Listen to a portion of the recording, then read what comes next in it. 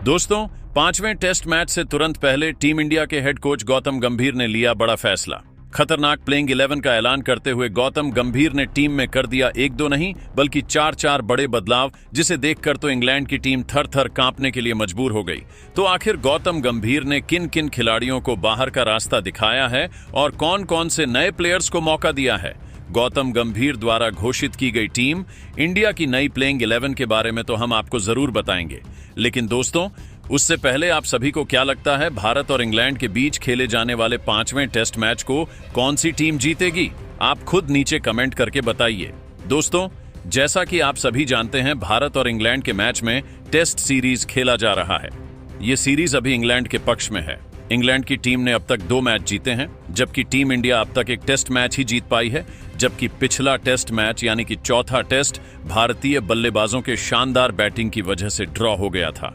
दोस्तों, पिछले test match में टीम इंडिया के बहुत सारे बल्लेबाज जैसे कि यशस्वी जायसवाल के एल राहुल, शुभमन गिल के साथ साथ रविंद्र जडेजा और वॉशिंगटन सुंदर जैसे खिलाड़ियों ने शानदार खेल दिखाया था, लेकिन कई सारे खिलाड़ी बुरी तरीके से फ्लॉप रहे थे। इसलिए टीम इंडिया के हेड कोच गौतम गंभीर ने चौथे टेस्ट मैच से पहले बड़ा फैसला लेते हुए टीम की प्लेइंग 11 में एक दो नहीं बल्कि चार बड़े बदलाव कर दिए हैं।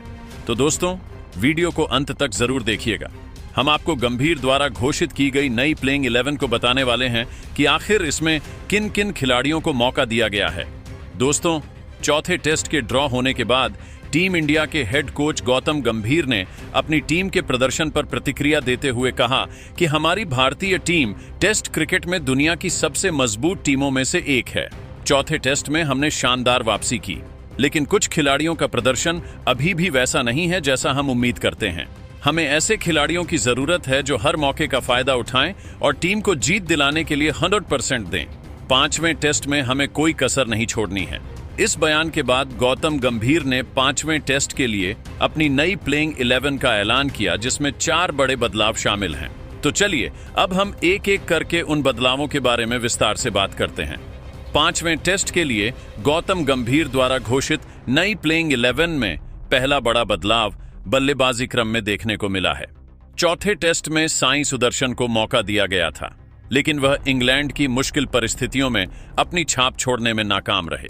उनकी बल्लेबाजी में वह आत्मविश्वास और तकनीक नजर नहीं आई जो इंग्लैंड की स्विंग और सेम कंडीशंस में जरूरी थी।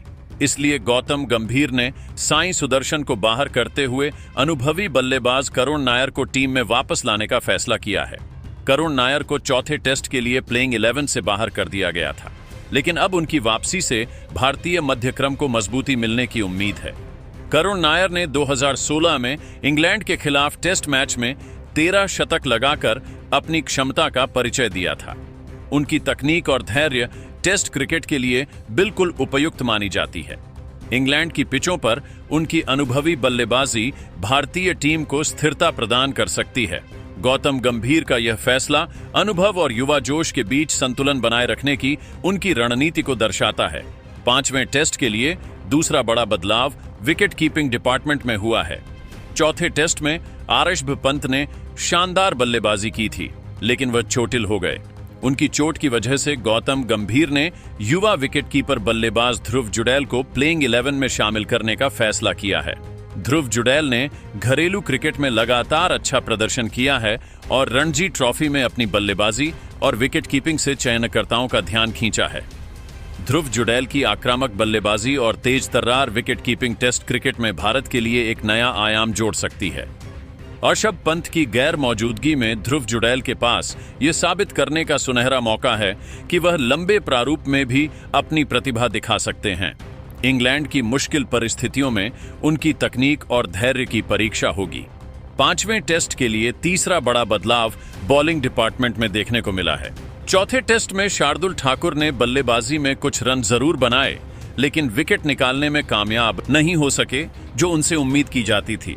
इसीलिए गौतम गंभीर ने शार्दुल ठाकुर को बाहर करते हुए चाइना मैन गेंदबाज कुलदीप यादव को प्लेइंग 11 में शामिल करने का फैसला किया है।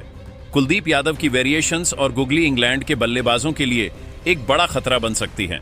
उनकी गेंदबाजी में फ्लाइट और टर्न की क्षमता है जो टेस्ट क्रिकेट में विकेट लेने के लिए बेहद जरूरी है। इसके अलावा कुलदीप ने पहले इंग्लैंड के खिलाफ टेस्ट सीरीज में बल्ले से भी उपयोगी योगदान दिया था। रविंद्र जडेजा के साथ उनकी जोड़ी इंग्लैंड की बल्लेबाजी को मुश्किल में डाल सकती है।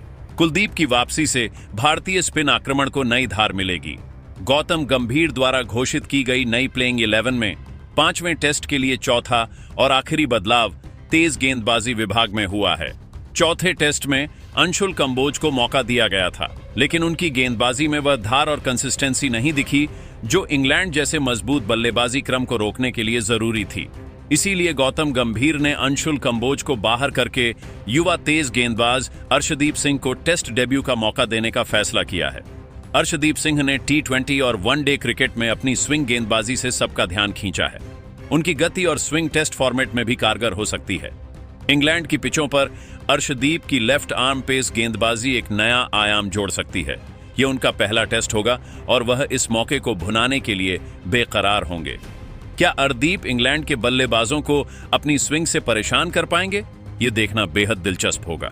तो दोस्तों, गौतम गंभीर की नई प्लेइंग 11 में यशस्वी जायसवाल और KL राहुल ओपनिंग करते हुए दिखाई देंगे, जबकि मिडिल ऑर्डर में करुण नायर के साथ साथ कप्तान शुभमन गिल और ध्रुव जुडैल खेलते हुए दिखाई देंगे।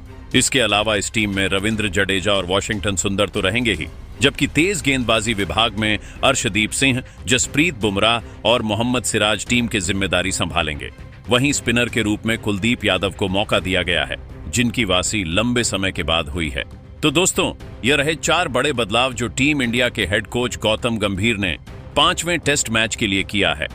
गौतम गंभीर की खासियत यह है कि जो भी खिलाड़ी बेहतर प्रदर्शन नहीं कर पाता है, उसे टीम इंडिया से बाहर का रास्ता दिखा दिया जाता है, भले ही वह कितना बड़ा नाम क्यों ना हो। गौतम गंभीर युवा खिलाड़ियों पर ज्यादा भरोसा करते हैं। अब हम टीम इंडिया के ओवरऑल स्क्वाड के बारे में बात करें तो इस स्क्वाड में कई अनुभवी और युवा खिलाड़ियों को शामिल किया गया है। सबसे पहला नाम आता है यशस्वी जायसवाल का।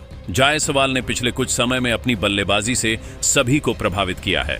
खासतौर पर पिछले टेस्ट सीजन में उनकी बल्लेबाजी देखने लायक थी। शानदार बल्लेबाजी करते हुए यशस्वी जायसवाल ने कई मौकों पर अहम पारियां खेली हैं, जिसमें उनकी शतकीय पारी ने सुर्खियां बटोरी थीं। हालांकि फील्डिंग में उनकी ओर से कुछ गलतियां देखने को मिली हैं, जिसके लिए उन्हें अपनी फील्डिंग में सुधार करने की सलाह दी गई है। दूसरे स्थान पर नाम आता है KL राहुल का। KL राहुल एक ऐसे खिलाड़ी हैं जो अपनी बहुमुखी प्रतिभा के लिए जाने जाते हैं। वह टॉप ऑर्डर से लेकर मिडिल ऑर्डर तक किसी भी स्थान पर बल्लेबाजी करने की क्षमता रखते हैं। इसके अलावा जरूरत पड़ने पर वह विकेट कीपिंग की जिम्मेदारी भी बखूबी निभा लेते हैं। उनकी फ्लेक्सिबिलिटी और कंसिस्टेंसी उन्हें टीम इंडिया का अहम हिस्सा बनाती है। तीसरे नंबर पर बात करते हैं साई सुदर्शन की।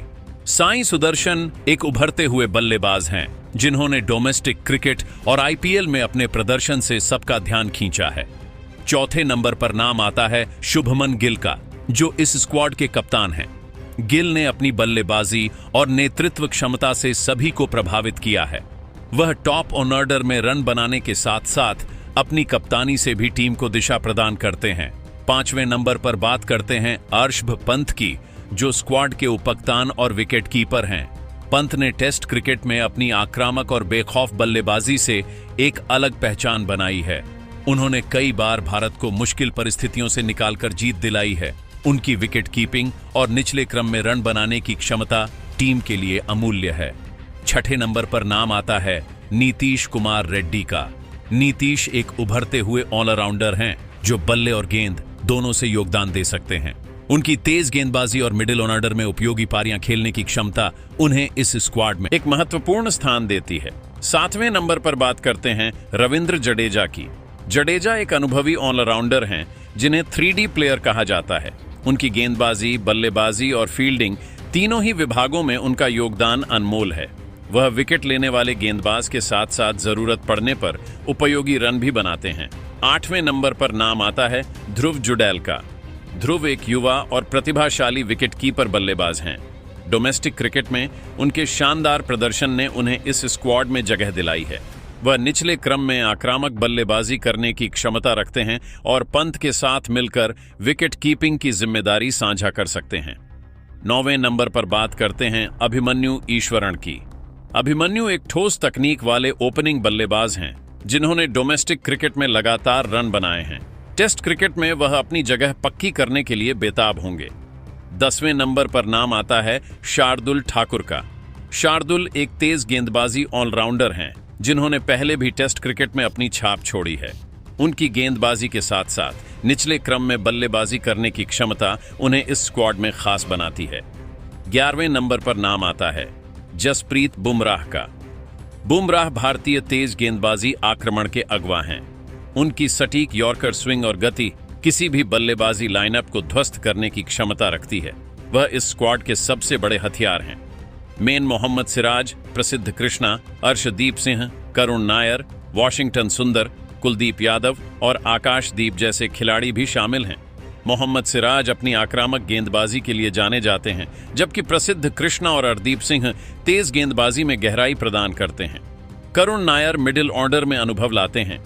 वहीं वाशिंगटन सुंदर और कुलदीप यादव स्पिन गेंदबाजी में विविधता जोड़ते हैं। आकाशदीप एक उभरते हुए तेज गेंदबाज हैं जो अपनी गति और स्विंग से विपक्षी बल्लेबाजों को परेशान कर सकते हैं।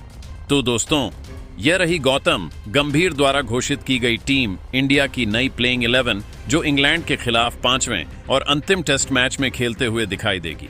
लेकिन दोस्तों, आपको क्या लगता है, गौतम गंभीर द्वारा घोषित किया गया यह प्लेइंग 11 ठीक है या फिर इसमें कुछ बदलाव होना चाहिए? आप खुद नीचे कमेंट करके बताइए और ऐसी ही नई वीडियो के लिए हमारे चैनल को जरूर सब्सक्राइब करिए।